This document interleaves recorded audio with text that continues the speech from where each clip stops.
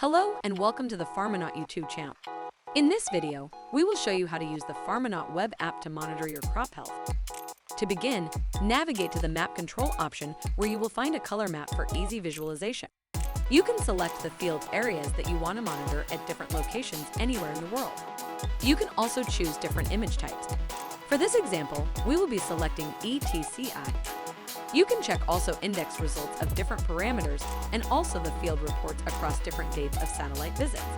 Reports are easy to understand and can be downloaded and shared through various platforms.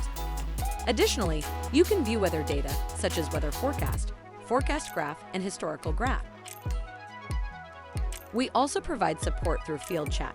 It helps you to discuss problems faced in crops through text and images. You can also manage your team through the app.